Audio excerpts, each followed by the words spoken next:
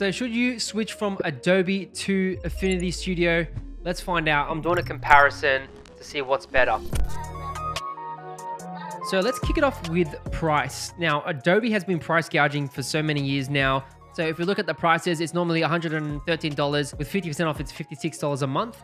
And you do get a lot of the programs. You get the full Creative Pro suite. So you get all these apps. It is a lot of value, but yeah, sometimes I do feel like for a younger person that doesn't have many clients, not making much money, it can be a bit steep every month to pay for that subscription. Whereas Affinity is completely free, and Canva bought them out. They've made it free forever, they're saying, on the recent launch that they had. But what they are doing is using it as a funnel to their main product, which is Canva.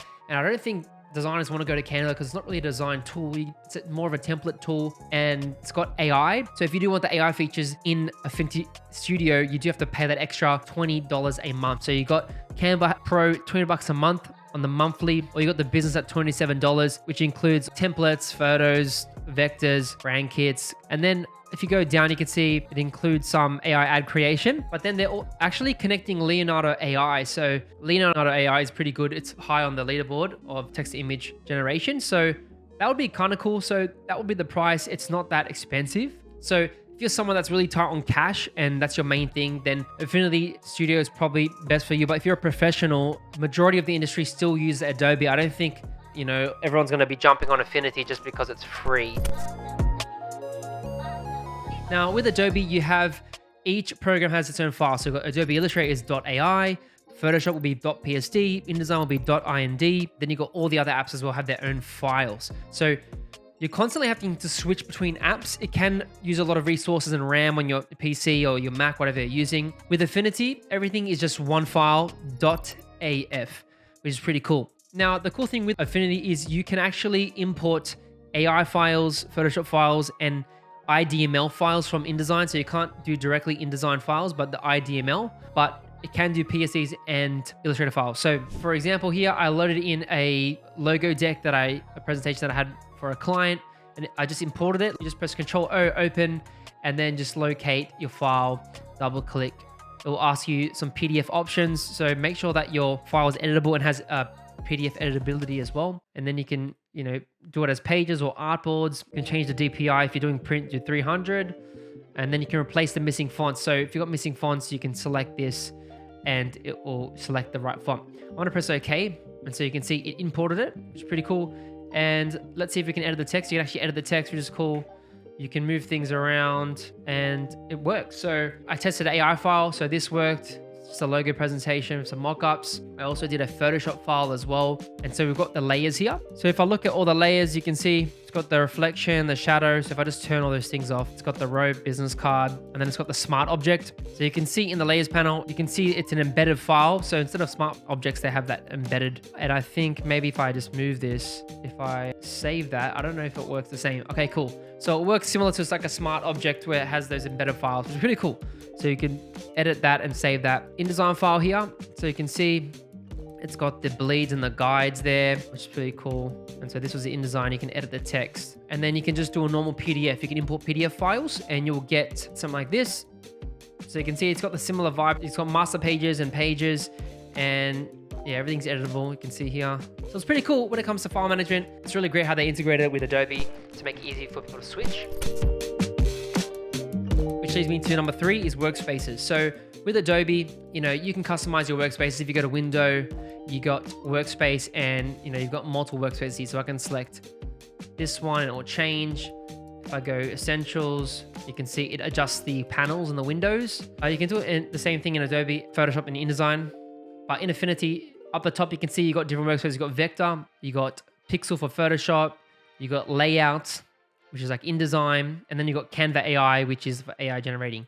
So the cool thing is everything is in one app now. There's no separate apps. It's different from Adobe. It's all within one app, and it's just one file, .af. So that's kind of cool and efficient. And the cool thing is I made my own workspace. So you can see Mura design. I can click these little 3 dots and you can actually create your own studio, or you can turn on these other ones, or click create. You can change the color, do an icon, call it whatever you want, create. And now you've got all these studios with different menus, different layouts. So I think that's really cool. And then you can just, edit it, delete it, turn them off, so we can turn all these off. Now, the thing is, there will be a bit of a learning curve because there's a lot of tools in Affinity. Just by looking at it, there's a lot of menus, a lot of things going on. I haven't really optimized the app. Now, when it comes to speed, I've just tested it a little bit, and I found that it's pretty snappy. Sometimes it does get a bit laggy with those bigger files like Photoshop and InDesign, but I have a pretty strong PC, so it's pretty responsive. Now, when it comes to Adobe, it's always been pretty speedy and works well. I'm in Illustrator, I can move things, edit things, change colors very fast. You know, I can have big Photoshop images and it works really well. So I don't have issues with the Illustrator. Photoshop is pretty good too. Sometimes Photoshop does lag a bit. I feel like with Adobe introducing too many AI tools, it's just bloating the software a bit. So I prefer if they just keep AI separate. But yeah, Photoshop is usually pretty snappy as well. With Affinity, you can zoom in really far. So they said you can go 10 million% or something. So you can see I'm going in very far. So that's really good. And then you've also got artboards. So the top left, we can just add artboards, very similar to Illustrator and Photoshop. As you can see, you can drag artboards and start creating. They've got all the same tools like pencil tool, the knife tool, pen tool. You can start making shapes, clicking and dragging. You know, I can just go to shapes here. You can make some donuts or whatever you want. Love how they got pre-made shapes for you. And then you've got the normal type tools. So you can click and drag and type, or you can press T, and then it's got similar shortcuts to Adobe as well with the text tools. I'm not going to dive too much into that. It's got all my fonts here that I already have on my computer. You can adjust the kerning really well. So it's pretty cool. And then if you want to like make some weird effects or something, you basically can go switch to pixel workspace and start, you know, you got playing around. So if you've got brushes, so just press B, and then you can select a brush on the right hand side, just change the menus, and we can start painting. Maybe you want to change color. Pretty cool. So I love how you can just do that and then just switch to vector and then start like building stuff, copy paste stuff, just making whatever here. So that's really fun. So we've also got filters. So if I click on the blue shape at the back, let's go up top, pixel and filters. You got blur, sharpen, distort, same stuff as Photoshop basically. I don't think there's anything too different. There are some new lighting tools and stuff, but I haven't really played around with that, so I'm not gonna try and figure that out. So if we go to distort, you got, you know, glitch, you got Mura. You can start glitching things out, as you can see. Like, that's pretty cool. And we can see that layer now. The layer, the little icons on the layers change. So create that cool glitch effect, apply it. But Photoshop, same type of thing.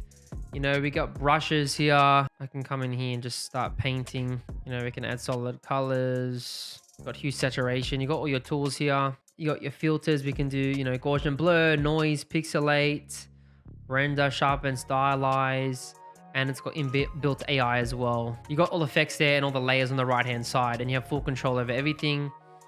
You can right click, close the menus. Same thing as everything is snappy. So you can snap menus in Affinity, same thing. You can bring menus out and you can snap everything. Snap to the side, and you have full control over that. So let's do a test. Let's try and make a logo. I'm gonna use Illustrator for this. Call it beans, burgers. Let's just do something really quick. Object. I'm gonna go envelope restore, make it the warp. Maybe we're gonna warp it like this. 92, something like that. Tree bold. We can duplicate. I'm gonna expand it. And then let's do a fun gradient. I'm gonna go to my gradient tool. I'm gonna go object, and it can go compound path. And then we'll do like 90. And, or we could select this gradient here. I don't know.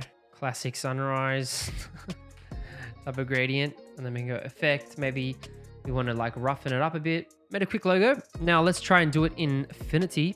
So you can press Control N, and you've got a lot of templates here that you can just start off with. So you can just double click, it'll load in. If you press tab, it will hide the menu. So a similar shortcut to Adobe. And press T for the type tool. Beans, burgers. Okay, make it big. Let's just do a different font. Can change line center with the line tool at the top. 92. Okay, now with this, we'll go vector, make new warp, and we'll do arc horizontal. And let's see if we can click on gradients, and you can press Shift X, similar to Illustrator, and we've got this gradient. I want to change it. Okay, I don't know why it's just going on the stroke. Well, I'll leave a gradient out, and there you go. So you can make logos pretty easy. Overall, should you switch? It really depends. I feel like I personally like the ecosystem of Adobe. I've been using it for so many years that I'm not going to start to learn a whole new program.